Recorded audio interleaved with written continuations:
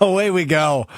On a Monday edition, Mr. Relevant, it's episode 301. Packers lose in Cleveland 13-10 to the Browns. Absolute choke job by Matt LaFleur, Jordan Love, and the Green Bay Packers. As they fall to 2-1 on the season, they are 0-1 now on road games, which we will talk about at some point. But we will dive into that. Awful sports weekend in this state. The Badgers are awful. Luke Fickell probably shouldn't have a job anymore. Maybe not Chris McIntosh, the athletic director at Wisconsin, either. The Brewers don't really win this weekend. However, they do clinch the NL Central for the third year in a row, so I guess that's the positive. But all in all, bad sports weekend. Alex Strouf, Josh DiMaggio, Will Sommers with you from the Google office. One called That's All Studio in downtown Milwaukee. Hunter Vaughn with us as well in the Everlight Solar Studio in downtown Madison. I will say, even though zero of Hunter's teams got a win this weekend, it was a huge win that the Packers lost to the Browns. For Hunter? Yeah. Yeah, we'd have been spending a lot of time on those Badgers. Yeah, we would have been. Yeah. And we might get to them and what we missed now. The Badgers are not the story today for me. No. Actually, that's a good point by you. That is a win for Hunter. We have to spend less time talking about a team he loves losing embarrassingly. And the amount of belief he had just a week ago. And instead, we're going to talk about a team he doesn't really like that much. Cowboys. He's a Cowboys fan. Played this week. I'm actually going to let Micah Parsons explain what happened, because I think it means more coming from him than me to describe what the Packers did Sunday in Cleveland. Here's Micah Parsons after the game. And sometimes, just like today, you to bed. That's just the reality of it. It's just the reality of it. The Packers bleep the bed. As simple as that. They had the defense of the Packers was pitching a shutout against Cleveland until 3.5 minutes remaining in the fourth quarter. And somehow, some way, the Browns, who are not a very good football team, specifically on offense, found a way to score 13 points in 3.5 minutes to win the game. Now, granted, the Packers did every single thing they could to help the Browns win that football game at the end of the fourth quarter. Jordan Love, interception, a blocked field goal that's returned to field goal range for Cleveland. They did everything they could to hand the Browns their first win of the season on a silver platter. And it's just embarrassing. It is disgusting. It is every synonym you could think of for a team that we viewed, and I have said multiple times in the last few weeks, for a team that we viewed as one of, if not the best in the National Football League, to go on the road to the lowly Browns, who have a good defense, who have a destructive front seven, right? They looked really good. They made the Packers look like a JV football team on Sunday. Specifically in the fourth quarter, I might argue they made them look like a Pop Warner football team at the end of the fourth quarter. The Packers looked like they didn't belong in the same field as the Browns in the last 3.5 minutes. The Browns! That's what that game went down to. We're going to get the stock up, stock down in a bit. But just about everything in this game was yucky. Defensively, it was fine. Now, there were some penalties on Micah Parsons late in the game that you might want back, and Micah Parsons said it right there. Sometimes you bleep the bed like they did yesterday. But offensively is the story. The offense was horrendous. Matt LaFleur did not have his finest day. Jordan Love did not have his finest day. The offensive line had, I've seen a few different stats. The argument on the internet today is, did the Packers offensive line have the worst single unit performance since 2021 or 2020? That's the argument I'm saying. It's 2025. That's how bad it was. Oh, and then to add on to Matt LaFleur's bad day, Matt LaFleur signed off on the right tackle who has a torn oblique, said earlier this week he couldn't run, and then he signed off on him playing, and he re-injured himself on the very first play of the game. What the hell are we doing in Cleveland? Look, I've never been to Cleveland. I've heard it's a fine city. I don't know if there was something in the air. I don't know if there was something in the water in Cleveland, but it seemed like everything that could have went wrong for the Green Bay Packers.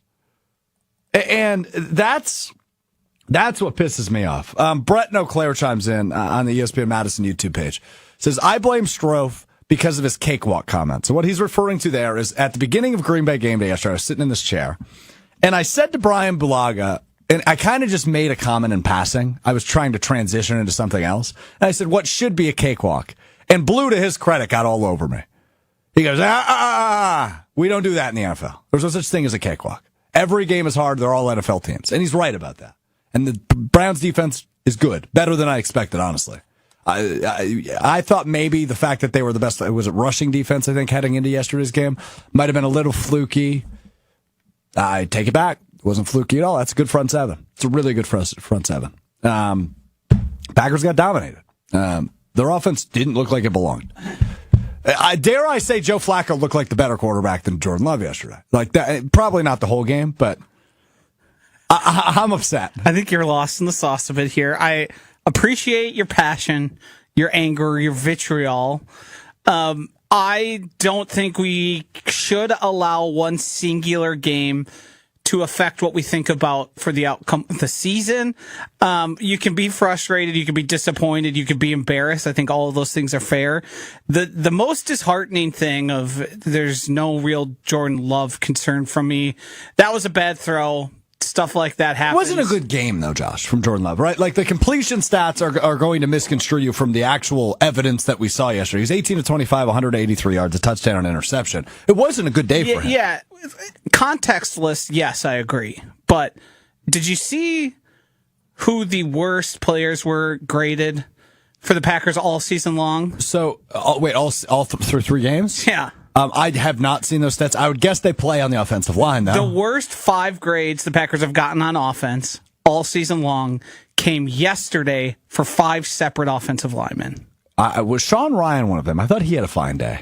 He was not, but Okay. They played about 7 offensive linemen, Yeah. so some people did. But Aaron Banks was part of the bad grades. Yep. He dropped out at Rasheed halftime. Walker was actually the worst, followed by Jordan Morgan, Aaron Banks. I'm shocked Jordan Morgan wasn't the worst. You would think so, but he did figure it out once they had played him at what was his third position, correct, of the night of the day. The big thing for me that I was left with was wondering 2 things. I think Matt LaFleur and both Jordan Love are good. I don't know if they're the guys that are going to be the ones that win you a Super Bowl. And that to me was disheartening. I've had those questions lingering for a while about Jordan Love. I think he's a good quarterback. I think he's a quarterback many, many teams, the vast majority of teams would want. But does he have the very hard thing to find? And it's often like we can argue, is there such thing as clutch or not? Sure. But does he have the quarterback who says, we're not losing this game because I'm going to make sure of it? And he did his best. It did take a pass interference. And then it was just an out route on a delayed release there from Tucker Kraft. But they were in position to kick a game-winning field goal. That, to me, those questions I thought I was going to be able to put in the rear view mirror, after the first 2 games because of how comfortable and how poised and how in command of the offense he looked. Then you add in the Matt LaFleur thing. I thought this was one of Matt LaFleur's worst games of his NFL career. I agree. I think he was pulling all the wrong strings, and it started when you allowed Zach Tom to go out there and start at right tackle, to which he got 1 play and came off the field. Then it was just the play sequencing, the weird aggressiveness at times, then conservativeness. He seemed to, when conservative made sense, he didn't go conservative, and when aggression made sense, he went conservative. Yeah. Like he did the exact opposite, and it seemed like he wasn't in tune with what was happening all day long. So there are words we use in sports that I don't know if they're always appropriate. And one of those words is rhythm, right? Getting into a rhythm. Yes. I don't love that word typically, but I think when you look at yesterday's game, the Packers offense was never in a rhythm. It never felt like there was momentum. It never felt like they really had this game not won, but even in their grasp, despite being up 2 scores late in the fourth quarter. It just felt like this was a game where they were knocking at the door and should have kicked the door open much earlier than they never did it, but they should have kicked the door in much earlier in the game. From a Matt LaFleur perspective, I agree with you. I think this was one of his, if not his worst game as a play caller.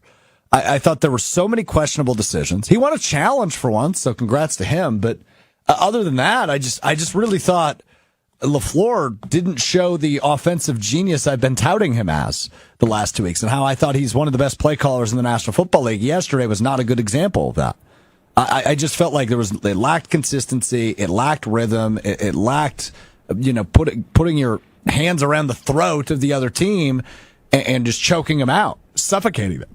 Because that's what the Packers should have done against the Browns. And again, it's a good front seven, and it was a disruptive front seven, and it was a defense that got after Jordan Love 5 times and pressured Jordan Love on 41% of his snaps, which was the most a quarterback has seen all season. So Love was flustered.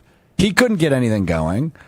You just had inconsistent play calling. You're right. When you should have gone conservative, you went not conservative. Inconservative? Aggressive? Yeah, that would probably be the better word. When you should have gone aggressive, you went conservative, especially like when they went for that field goal, for example. Now, penalty after penalty after penalty after penalty in the fourth quarter. Yes. But it just so much bad came in that fourth quarter that allowed the Browns to just come in and win that game.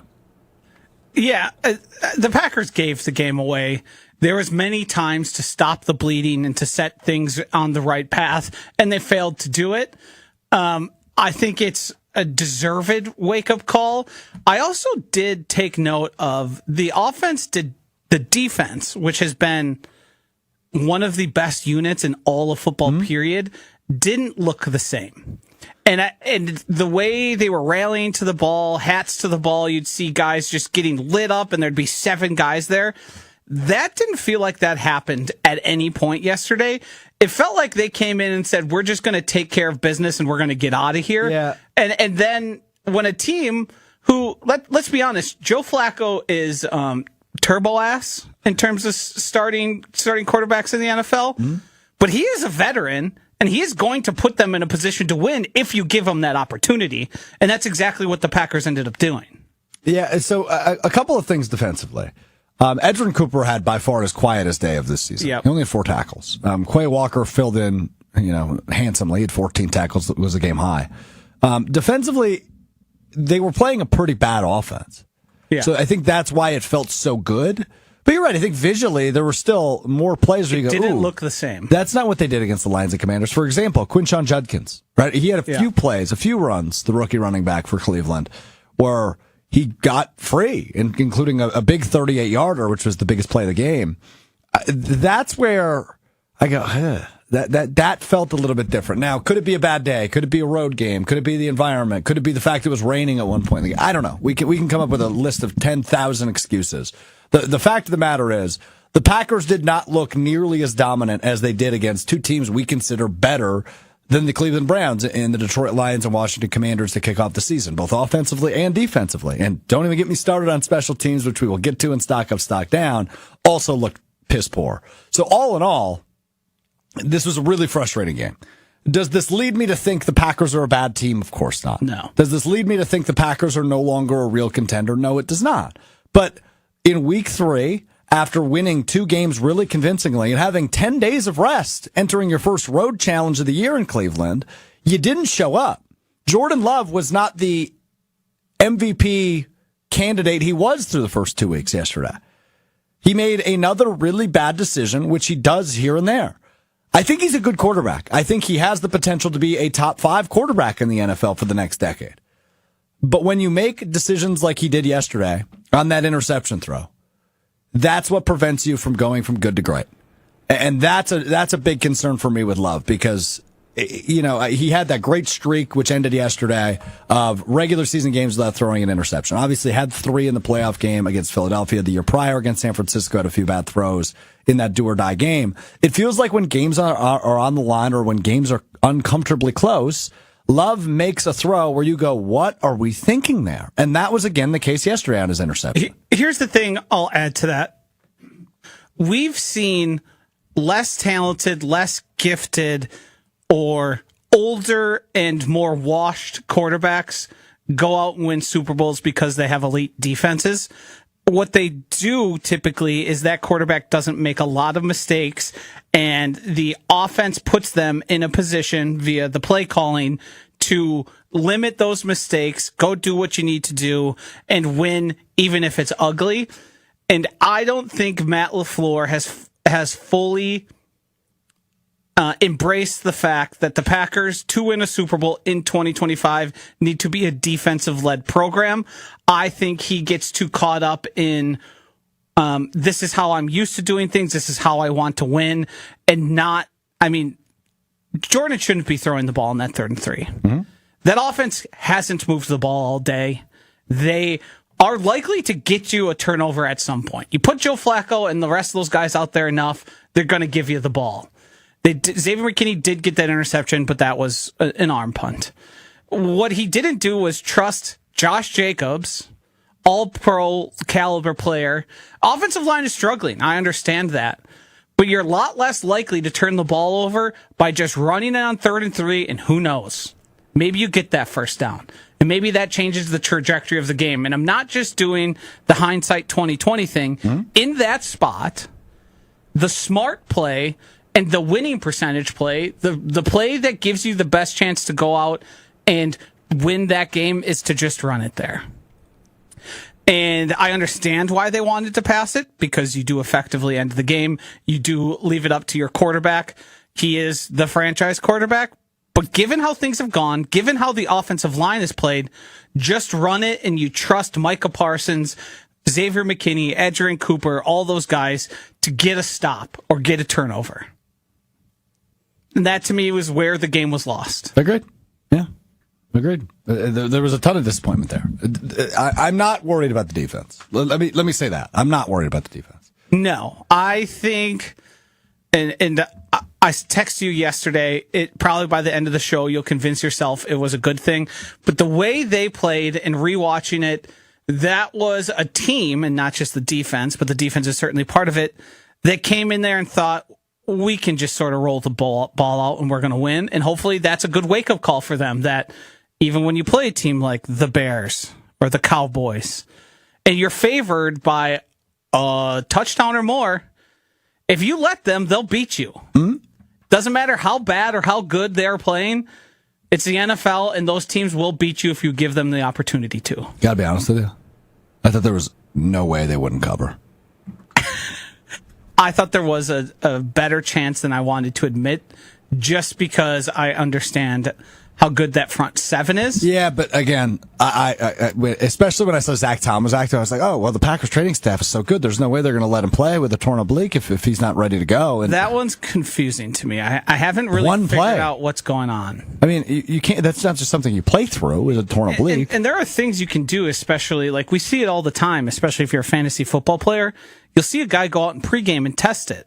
Mm-hmm. Like, can I do the things I need to do? And I know it's a little bit more difficult because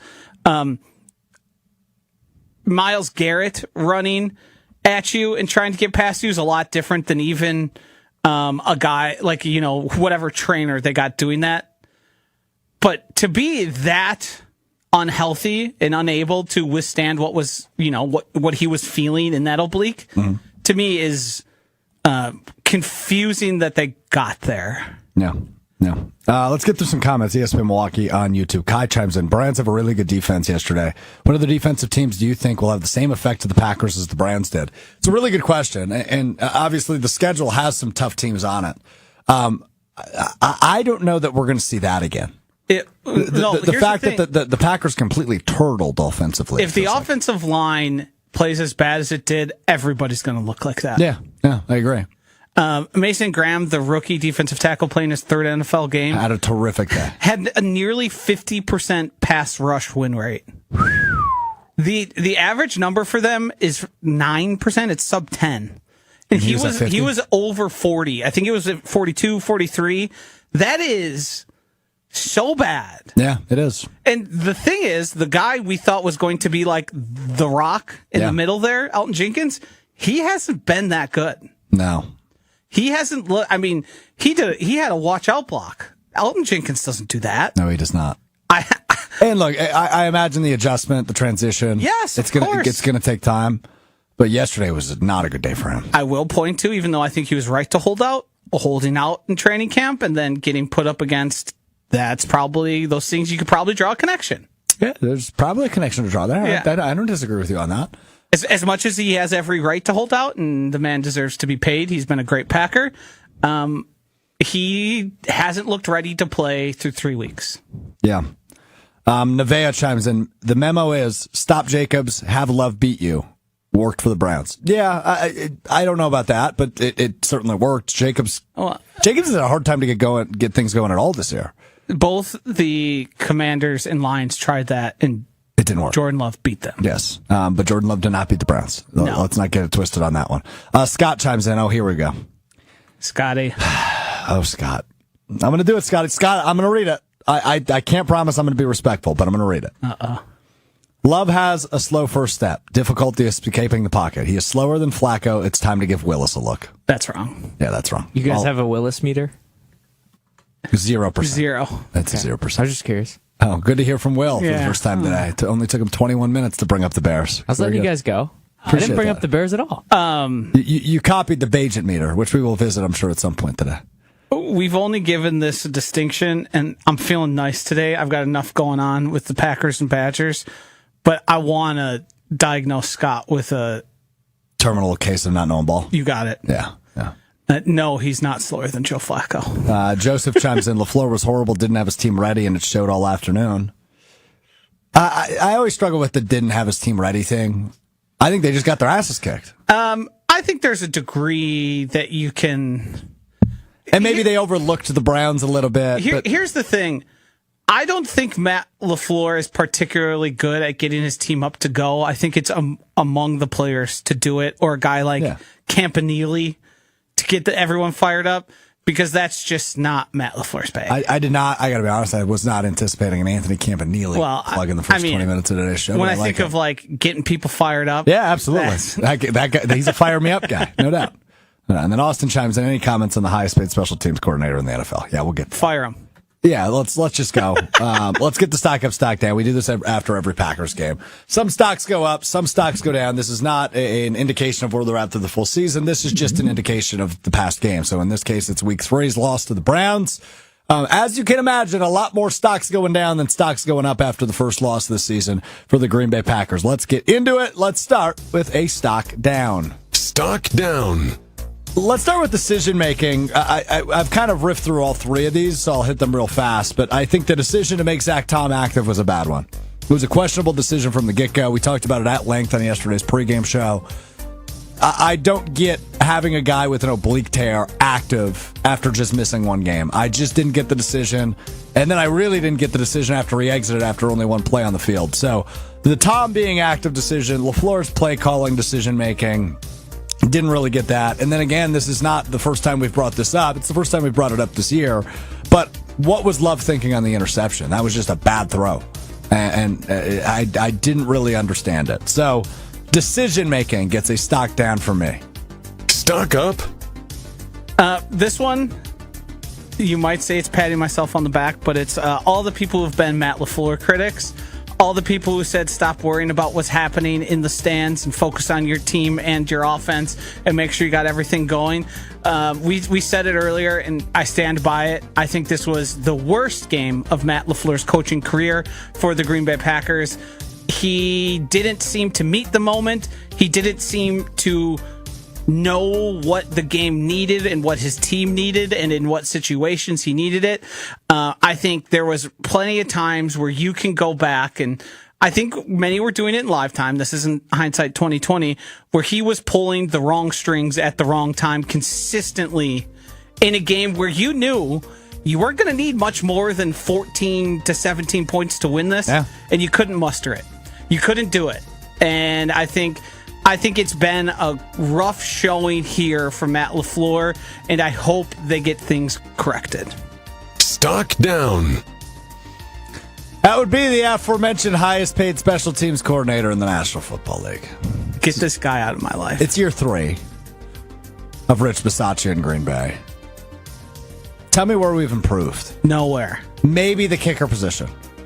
But you saw one get blocked yesterday. Well, if you remember, when there was kicking issues, everyone said, well, it's not Rich Bisaccia's fault. Yep. And then they bring in Brandon McManus. He doinks one last week against the Commanders, has one blocked yesterday against the Cleveland Browns. And again, I don't know that the block is necessarily McManus' fault, but punt return decisions. A little low trajectory. Yeah. But also, I mean, they broke down on the broadcast prior to that. Okay, they're not blocking very well on the right side. Yeah. And they get through and ultimately block it. The other part of this is this punt return, kick return fiasco.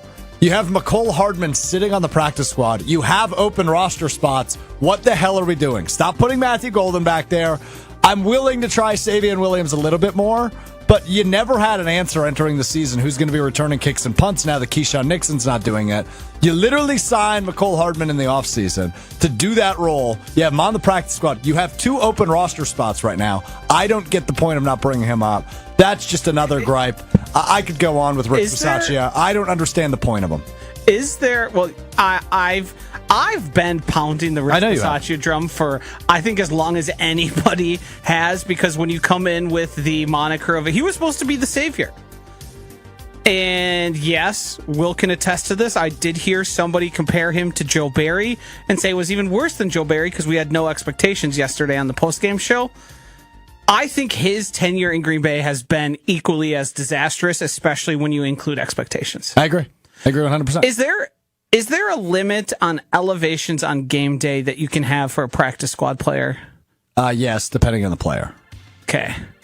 Is it like a vested amount of like how much you've played in the NFL? Because like I believe that if plays they a were role, doing the McCole Hardman, is there a potential they've thought we're going to weather the storm and see if we need to pull the McCole Hardman? I would guess that's the case, but when is there a better time than right now? You got to stop the bleeding. Correct. Yeah. Correct. I mean, you saw the Matthew Golden one against the Commanders where he returned it for negative 4 yards back to their 2-yard line. I think they ended up scoring on that drive. Things are bad when a win to Packers fans is did they catch and fair catch the punt? Yeah. That's oftentimes it's bad. a win. So big stock down to Rich Bisaccia. Stock down. All right, another stock down. Not going to be a lot of suck ups today. It's the entirety of the offensive line. I think each player who did play individually had a game they probably would like to have back. I think the Zach Tom situation is weird. I think then when Zach Tom has only one play, Jordan Morgan started at right tackle, a position we haven't seen him at any point. We've seen him at everything else but center. That to me was confusing. I thought Belton has been fine and serviceable in that spot. I do understand you probably want a little more experience there, but Jordan Morgan's versatility has been used seemingly against him, and it probably has gotten to his head a little bit of where the hell am I playing? How am I going to play? And oh crap, that's Myles Garrett. I do think he had a bad game, and he can play better, and he will play better. But I also think he's been put in a near impossible position. And then Elton Jenkins, we mentioned as well, hasn't played his best. Aaron Banks. Just real quick on Jordan Morgan. 3 false start penalties. Yeah, tough. Got to know the count. His assignment was the one who blocked the game-winning field goal. Yes, correct. You know who blocked that, right? Yeah, it was Wisconsin native. Who? Newsom? Shelby Harris. Oh, yes. I didn't realize he was still in the league. Yes. Yes. He somehow is the world's best field goal blocker. Is he really? Does he have many of them? 4 or 5. Really? Wow. So yes, I'm sorry, I blanked out his name, but yes, he's a Wisconsin native, and he's been in the league for long time. Good career he's had. 15 years. That might be a little long, but he's old enough that I know people that played with him, and we have mutual friends. He's 34 years old. His first year in the league was 2014. So I mean, this is his 13th season. Good in the career. NFL. Good for him. Good career. And then the last part I was also going to mention is Aaron Banks. Yeah. 3 games, and he hasn't completed a single one of them. He's had 3 separate injuries. He had a back injury, groin, ankle, you name it. I need you on the field, buddy. Simple as that. Yeah, I mean, you don't sign that in right in the off season for him not to play. I mean, he was a priority for the Packers. He was signed at day 1, correct? Yeah. Day 1 of free agency. Yes. Yeah. So that to me, we got to figure out what's going on there. Why are so many injuries? What do we need to put him on some sort of Christian Watson program? Clearly, whatever the stretching and weightlifting that the training staff is doing with you is not working. We need to figure out how to keep you on the field. And the other part of this, and I know we're talking offensive line and stock down, but the other free agent addition was Nate Hobbs. 43 of the defense's 66 snaps. 39 of the defense's 66 snaps, had 4 on special teams. Bo Melton, by the way, 13 snaps. Played offense. 13 snaps. 14 snaps. 13 of them on special teams, 1 of them on offense. What the hell is going on around here? All right. Stock down. stick with the stock downs because there's not a lot of ups to go from that 13-10 loss to the Cleveland Browns. Stock down to going undefeated. The Packers now 2-1, just a couple of days after left tackle Rasheed Walker, who did not have his finest day on Sunday against the Browns, said this to reporters earlier in the week. I think we can go undefeated. Yeah, he did think they could go undefeated. That is no longer the case as they get ready for a Week 4 matchup in Dallas. The Packers now 2-1, stock down to going undefeated. I think we can go undefeated. Stock up. This is what I've already heard some people try it out on Jen Game and Chewy and Wildy and Tausch this morning. Stock up to wake-up calls. Yeah. We didn't think we'd need one. And if you're going to spin anything positive out of what happened yesterday in Cleveland, this is a big-time wake-up call that this is the NFL, and you guys were sniffing your own crap. You guys were high and mighty, thinking, hey, we can beat anybody, but now you got the wake-up call. Let it be the last one of the season, and let it mean something, and come out next week and look even better. So I'm not ready for that quite yet. I can tell. I think I'm going to get there, though. You'll get there by the end of KBN. Oh, you think that's a Monday thing? Yeah. I was going to say maybe by Wednesday's episode I'm there. But I don't know if I'm ready to sit here and say that was a wake-up call. Because, look, good teams beat bad teams. I do not view the Cleveland Browns as a good team. They aren't. They might be fine. Nah. They might win 7 games. I don't know. I don't know what their ceiling is this season. I probably won't watch another Browns game this year unless they're on, like, Monday night. The Ravens scored 40 on them. That's what I'm saying. Right? Good offenses adapt to situations. The offense looked awful yesterday for the Green Bay Packers. Couldn't get the running game going. Jordan Love did not have a very good day. And obviously, you're dealing with a half-healthy Tucker Kraft. You're without Jaden Reed. You're without Christian Watson. What this offense will look like at hopefully full strength at the end of the year is a little bit different than it looked like yesterday in Cleveland. But they looked really, really rattled by that Cleveland front seven. You had some guys in that Cleveland defense that had awesome days, which I would argue maybe none better than Carson Schlesinger, easy for me to say, who had a terrific day for them. He was everywhere. Pat on the back to me for giving that out on Weekly Wager as the Defensive Rookie of the Year bet. Looking good through 3 weeks. Looking damn good. Looking really good through 3 weeks. Obviously, Myles Garrett wreaked havoc a little bit. Malik Collins, their interior lineman, was all over Jordan Love. I think he had more than a sack. So, all in all, this offense looked really bad. And that's, again, to Joshy's point, a week after the Ravens put up 40 points on them. That's what I was anticipating from the Packers. Continue to let that momentum ride. If you need a wake-up call in week 3, that's probably not a good thing. That's the part I struggle with on this whole wake-up call thing. Now, do I think they go to Dallas and put the shellacking on the Cowboys on Sunday Night Football before the bye week? It's the great deodorizer. The answer is yes. I do think they go to Dallas. I do think they win big, and I do think they rebound going into the bye week. But I don't know if I like the fact that there's a wake-up call against the Cleveland freaking Browns in week 3. I don't know if I can get down with that. That's where I'm at right now. I hear you. I hear the argument. I hear people saying it. We're mining for anything. I've read a lot of the this is a good wake up call thing. I don't know if I can buy it. All right, there's stock down for week 3 as the Packers fall to the Browns 13-10. I do have one I want to add here. Sure. Can I give a stock down to young Will Sommers? Yeah, you can give a stock down to Will. What did he do? Well, yesterday, you would think, after Russell Wilson had a career day, a washed Russell Wilson had a career day against the Cowboys defense, young Will here would learn from his previous mistakes of being a Bears fan and believing and getting too high and mighty. But he was dabbing on us. Dude, I've barely talked to him today, but I've walked past him several times. I've never seen him smile so much. I'm having a great day. Strouf wouldn't even look me in the eye this morning. I just want to say, this is only going to end like one way, and it's not going to be good. Right. Is it worth the victory lap you've taken the past 24 hours? Yes. To know how much worse that's going to make us? Yes. I mean, I know the Cowboys aren't a great team. They don't have a good defense, but the Bears, they did what they were supposed to do to teams like the Cowboys. So to see that, it was a little inspiring. Who they are supposed to do? They're in the same. They're in the same camp as the Cowboys. Both of those teams are 1-2 now. You guys are playing with Lincoln Logs. He's got nothing. Caleb Williams was fine yesterday. Fine. He's pretty good. He threw 4 touchdowns. Is that good? How many did Love have? see, this is... You're getting yourself in trouble. You know they play twice. I got time before that. This is all going to wash away before then. Did you happen to get a look at any of the pressure statistics against? Yeah, offensive line was great. Oh! O-line played really good against a former Packer rusher who's pretty prolific, Kenny Clark. They shut him down pretty Kenny Clark, easily. who's playing injured right now and had 2.5 sacks last year. Yeah. Yeah, Kenny Clark who had 1 tackle yesterday. They shut him down.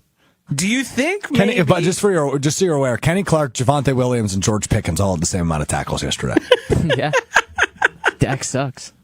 Javonte Williams is a running back. George Pickens is a wide receiver. Just making sure we're on the if same Caleb page. Williams They turns did out, have 3 interceptions, so if Caleb Williams turns out to be as good as Dak, that's a massive win for you. Correct.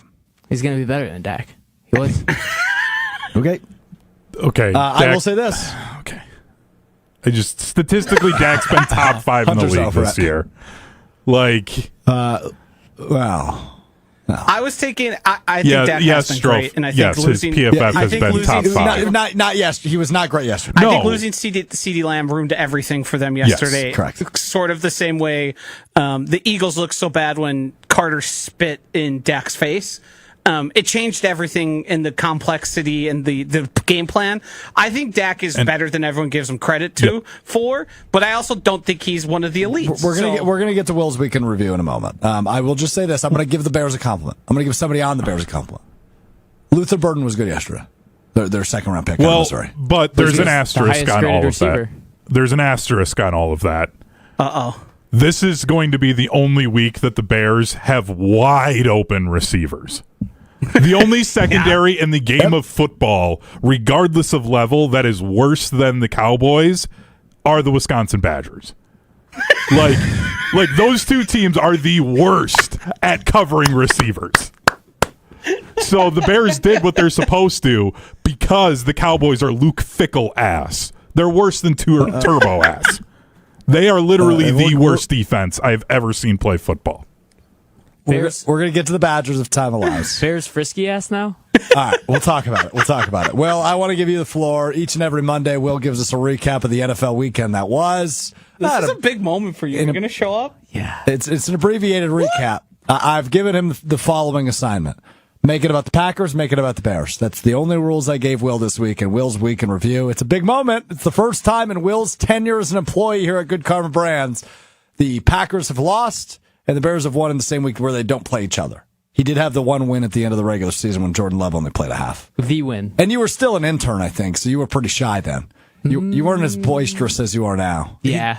Yeah. As somebody who spent pretty much every moment he had here with Will, he did make a couple offhanded 0-1 or 1-0 in 2025 comments, but they died out quickly. Yes, and so this is the first time we have seen a boisterous Will.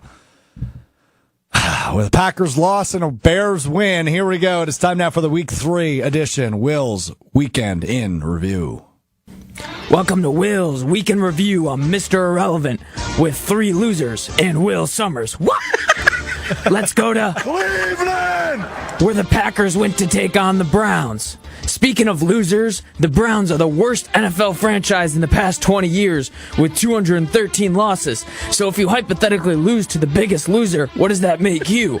A mega loser. What? Let's find out what happened in the game now. The first half was super boring as the Packers battled in a close one to the NFL's most historically bad franchise. The only noise that was made in the first half was Brandon McMantis praying that his 39-yard field goal would go in. What? Late in the second quarter, the Browns offense practiced social distancing from the football as Joe Flacco threw a pass to a ghost, and Xavier, next of Kinney, was the closest blood relative to the ball and picked off Flacasket to end the first half. What? With 3 minutes left in the third quarter, Henry Jordini Love was practicing the dark arts and found John Fitz magic for his first NFL touchdown. Packers lead 10-0. With just 3 minutes left in the fourth quarter, Andre 3000 Schmidt didn't want the Browns to be the outcast and said, "Hey, yeah, we can score too," as he kicked a 35-yard field goal to make it 10-3. What? On the ensuing drive for the Packers on a big third down, Henry Jordini Love's magic came back to bite him as he... I didn't see it. Grant Dell Peekaboo standing right in front of his face for an interception. Whop! After the Browns scored a touchdown, the Packers drove the ball down the field with a shot at a go-ahead field goal. But Tucker Kraft let a free rusher block Brandon McManus's field goal. A couple plays later, it was Andre 3000 Schmidt back at it again as he said, "I'm sorry, Miss LaFleur. Ooh, I am for real. Never meant to make your Jordan cry. If I tried 1,000,000,000 times, I would never miss this field goal," as he split the uprights from 55 yards to give the Browns a 13-10 win. What? Now let's go over to Chicago, where the Bears hosted the Cowboys. Rome wasn't built in a day, but by year 2, construction has wrapped up as Caleb Williams hooked up with Rome Odunze for a 35-yard touchdown pass in the first quarter. On the first play of the next offensive possession, Caleb Williams hands the ball off to DeAndre Swiffer, who swiftly swept the ball back to Nolan Ryan Williams, who threw the ball 62 yards in the air flat-footed. And Luther was no burden as he hauled it in for a 65-yard flea flicker touchdown. Bears up 14-3. Leading 17-14 late in the second quarter, Caleb Williams stepped onto the red carpet and found Cole Kmet Gala for a 10-yard touchdown pass before the half. Bears up 24-14. In the second half, Caleb Williams said, "Oh, DJ, where's my DJ? Oh, there he is. He's so wide open," as Caleb Williams threw his 4th touchdown pass of the day to DJ Moore, completing a 19-play, 76-yard drive. What? Watching Dak made me want to yak as he threw 2 interceptions, and Tyreek made him his Steven son in coverage all day as the Bears went on to win 31-14 over the Cowboys. Whop! Whop! With your Will's Week in Review, I'm Will Sommers. Wow. I enjoyed how he had the Berman voice, but when he sang, he lost it periodically, but then would try to give it back, get it back. I turned into like a middle school girl. Yeah. I'm sorry, Mr. LaFleur. I am for real. Never meant to make your Jordan cry. That was, We did have one factual inaccuracy. Yes, we did. It was not Tucker Kraft who missed the block. It was, He did miss a block, but it was not the one that ended in the block. When I watch film, it still looks like Kraft, so I don't know. Jordan Captain Morgan looked like he was drunk, allowing block field goal. I don't know. Why don't you leave that to me? Sorry, we leave that to winners Yeah, the around winner. here. Yeah, my bad. 3 losers and Will Sommers was quite an intro. I honestly think it was well done. I honestly think he was nicer about the Cowboys than I anticipated. I think he unloaded the clip on the Packers, rightfully so. Yeah, I mean, the Cowboys didn't play bad. The Bears just are really good and played a lot better than them. So there wasn't really many. I didn't have a lot of negative things to say. Can you mark that for me, Hunter? We're gonna need that. Yep, it's already been marked. I heard him click it in the background. Will said, "Oh no." You know, I'm gonna take my wins where I can get them. They don't come very often, so. Mr. 36 says, "Bro, the Bears are trash, trash, trash, big trash. There's nothing to gloat about. When you are a very good team, it is hard to get fired up to a weak team, even if they have a great D line." I guess I don't know what that second part means, but you lost me. Big trash is what I'm taking away from Mr. 36. I will take solace in the fact that, and it's hard to even really play this game because all Will knows is heartbreak and disappointment. But there's going to be, like, Caleb isn't, as we all know, even if Caleb is growing and progressing, he's not going to look as good as he did because he's not going to play the Cowboys defense every week. He's still going to get happy feet. He's still going to throw the ball to no one. Bears of who here? Raiders this week? Yep, Raiders bye week, then Commanders. So gateway game 4-2. Gateway game. What's that? What does that mean? It's a term. Like for gateway drugs? Yes, but to more wins. It was a term circulating on Bears Twitter that this was a gateway game. Like if we win this, we could go 4-2, 5-2, and be all the way back. Well, I hate to break it to you. I don't think they're beating the Raiders. Let's do a status update. Why? Because Tom Brady's cheating? Let's do a status update. Already got the narrative. Bears finished the season with blank wins. Are you asking me to predict, or like are you asking me my feeling based on how many wins? what you think is going to happen. What do you mean? That'd be the same answer. The answer is yes to both of the questions you just asked. Well, I thought Tell us how Hang on, many games guys. they're going to win. Some actual news from Adam Schefter just came through for the Packers game on Sunday. CeeDee Lamb with a high ankle sprain, not expected to play against the Packers. This is just going to be bad. I'm not watching the game. 49-6.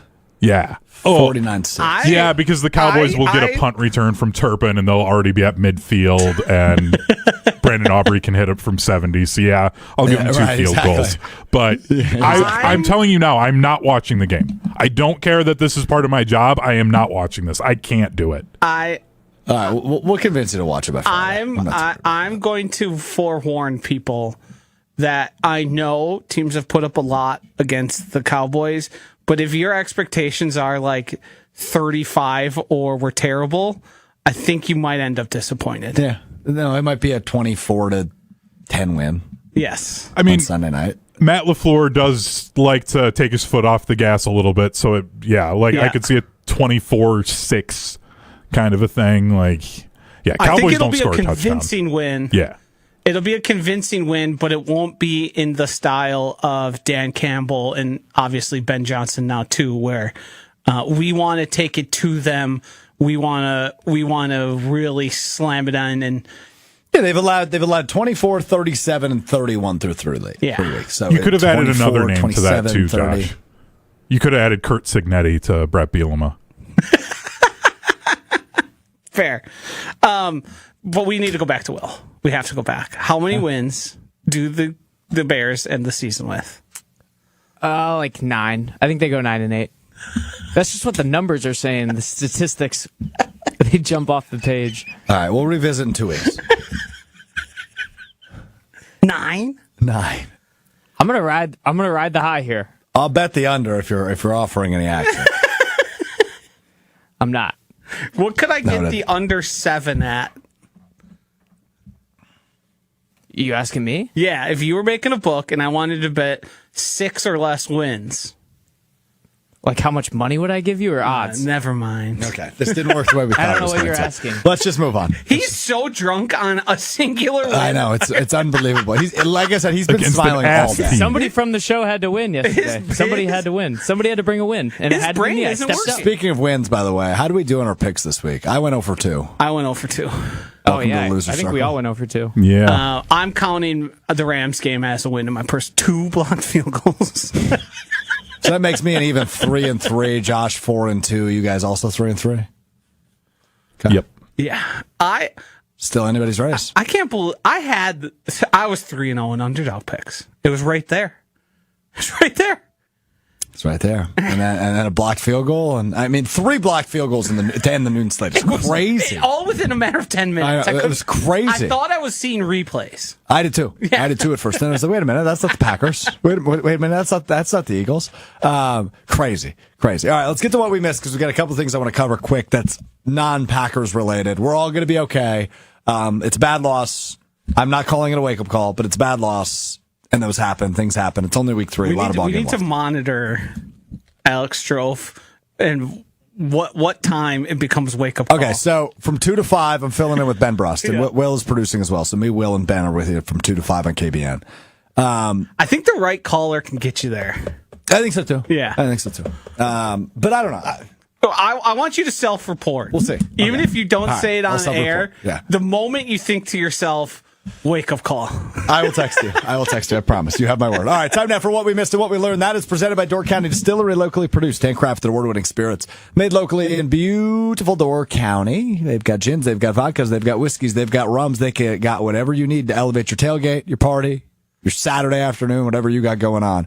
Check out their website, doorcountydistillery.com. Local, affordable, award-winning, and delicious. doorcountydistillery.com to find the retailer nearest you, as well as a huge list of unique cocktail recipes. Let's start in college football. The Badgers lose embarrassingly on Saturday to Maryland on their home field. You want to wave to that woman?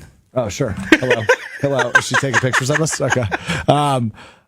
Look, this we talked about it. I mean, I heard the Wisconsin College Game Day postgame show. I heard everybody freaking out. I'm not surprised what we saw on Saturday. I picked them to lose. I did not pick them to lose as embarrassingly as they did. The Badgers stink. Luke Fickell is not the answer. and everything is bad. That's about my takeaway from Saturday. I don't think there's anything I can do here to lessen the blow of what took Here's place. what we should do. Here's what we should do. I want to cede my time to Hunter. Yeah, I do too. Yeah, Hunter was the only optimistic person. I believe. What did he pick the score to be? 38-10 prior to the game. He gave a screed on Wednesday that had me doubting my lack of belief. His belief had me. I'm not one who's easily will change their mind. You're not. I was going, what if he is right? He's giving me some interesting things. Maybe I'm missing. About. Maybe I'm missing something. Right? Yeah. Yes. You weren't missing anything. No, and I severely underrated Luke Fickell's inability to coach a football team. In particular, like, how do you put Billy Edwards out there if he is just stepping away from a defensive lineman and then re-injures his knee? Like, he's in that bad of shape, and you can't, like, see that during the week? It makes absolutely no sense to me. I don't know how Ricardo Hallman has regressed every single year from what he was the first year Luke Fickell came in. Like, he was the guy that teams weren't throwing to his side of the field in college football. And now he's the guy teams attack. It's so bad. This isn't going to get better. He has finally lost me. The only way that I'm coming back to Badger football and I am going to buy any Wisconsin football gear, I would buy tickets to go to a game, is if they somehow run the table the rest of the way. That's the only way that he can get back any level of trust I have in this program. I'm teetering on whether or not I think they should allow, the university should allow Chris McIntosh to make the next coaching hire whenever that happens. Because this was such a bad miss, and then to double down on it literally within hours of that game, after you heard your half of your student section, because it wasn't even full, chanting "Fire Fickell" so loud that you could hear it on national TV. This is inexcusably bad. The program now, because of this, because of what it will do to high school recruiting and the transfer portal, you get a new coach in, you're not recovering now for another 3 to 4 years just because of the nature of things. Kurt Cignetti in Indiana are an outlier. They're not the example of what happens in college football when you get the right coach. It takes multiple years to fix a program that is clearly this broken. I'm heartbroken. I am more upset about this Badgers loss and where they stand than I've ever been about the Cowboys, even after Micah Parsons got traded. This is bad. And it's not going to get better anytime soon. No, so a couple things on that. The Cignetti and Indiana thing is interesting because I agree with you overall, right? It takes time to build up a program. But why can a team in the Big Ten do that with a coaching hire that was not touted as highly as Luke Fickell was 3 years ago now, November of 22 when he was hired? Why can a team who's historically never been a good football school just all of a sudden flip that switch? That's the part I'm confused on. And you know more than me, and it's a serious question. A lot of it leans towards the level of NIL funding that they just had poured in to that program.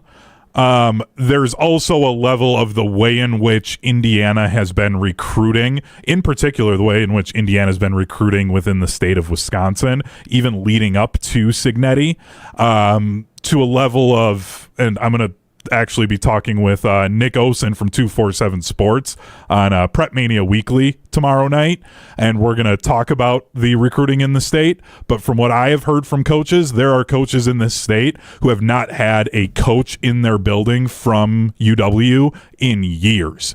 And this goes back to Paul Christ. That's a huge issue. The Fickell staff has gotten better, and they've reached out to players, but they aren't coming in and meeting these guys.